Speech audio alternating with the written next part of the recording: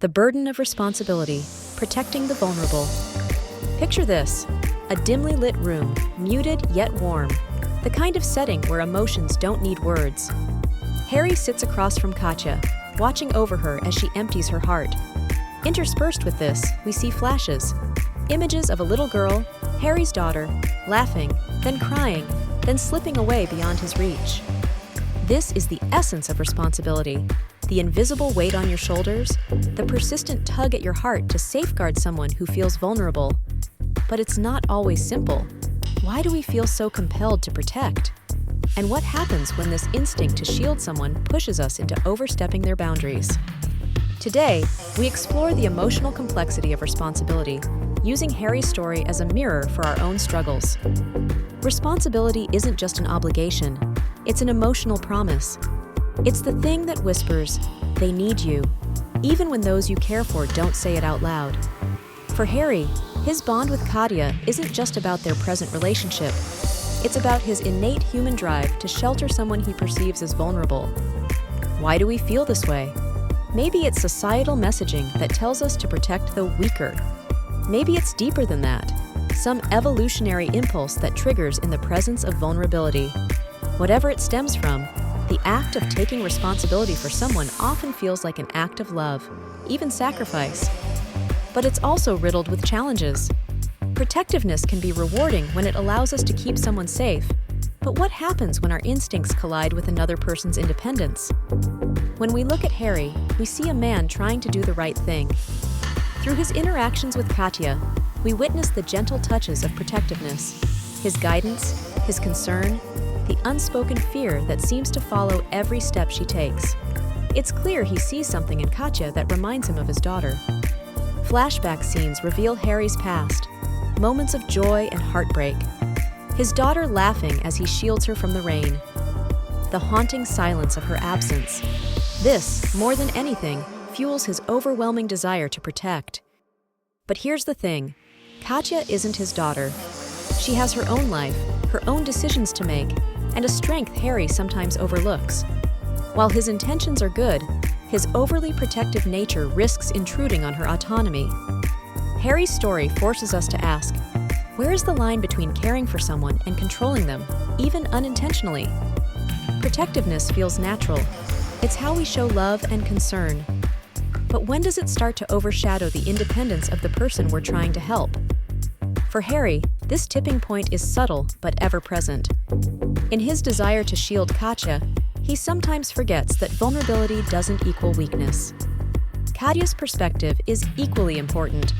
Like many young adults, she's navigating her own path, grappling with decisions and mistakes that shape her independence. When Harry steps too far, her frustration surfaces, a reminder that everyone, even those who seem fragile, deserve the space to grow and make their own choices. The tension between Harry's protectiveness and Catia's independence reflects a universal struggle, the balance between helping and interfering. This balance, though delicate, is essential for healthy relationships. Zooming out to a broader perspective, Harry's dilemma is one we all share at some point in life.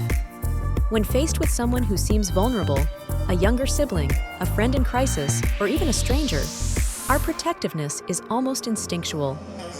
But why do we feel this way? For some, it's love, a fierce, selfless desire to protect. For others, it's guilt, a sense of failing in the past, driving them to get it right this time. In Harry's case, his trauma adds an extra layer. His inability to protect his daughter fuels his need to ensure no one else suffers the same fate. Yet this well-meaning instinct can blur our judgment. Are we protecting others because they truly need it, or because we want to soothe our own unresolved pain? Are we offering a shield out of love or out of fear? These questions can be uncomfortable, but they're necessary. Responsibility is beautiful, but it's also heavy. If we're not careful, it can weigh us, and those we care for, down. The heart of the matter lies in finding balance. How do we protect others while still respecting their autonomy? For Harry, this means self-reflection. Over time, we see him begin to notice the consequences of his actions. Catia, though grateful for his support, pushes back on moments where his overreach feels suffocating. Instead of reacting defensively, Harry starts to listen. Growth is never a straight line. Harry struggles to let go of the fear that keeps him tethered to his role as protector. But step by step, he begins to trust that Catia is stronger than she looks, and that she doesn't need him to save her. Moments of growth in their relationship underline the importance of respect and responsibility. Protectiveness isn't about controlling someone's path. It's about walking beside them, ready to catch them if they fall. For all of us, striking this balance requires self-awareness. It's about recognizing when our actions are rooted in love and when they're driven by fear. It's about trusting others as much as we want to protect them. Here's the big takeaway. At some point, we will all feel the weight of responsibility for someone vulnerable, a sibling, a friend, a partner, or even ourselves. Harry's story reminds us that this weight isn't inherently bad. In fact, it's often a sign of how deeply we care. But responsibility becomes dangerous when it blinds us to others' growth.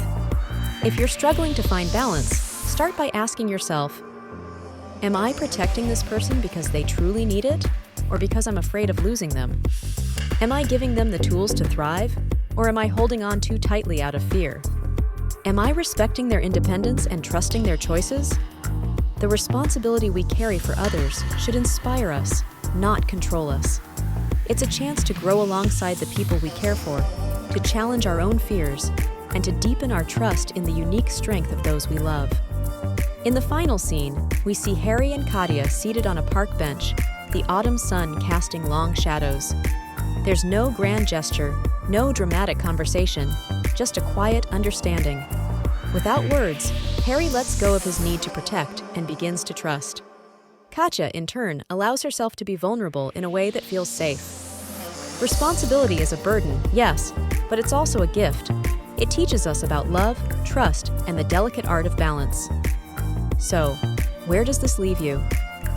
As you navigate your own relationships, ask yourself this: how can you use your responsibility as a force for growth, both for yourself and for those you care about? Because in the end, responsibility isn't just about protecting others. It's about learning to share in their strength.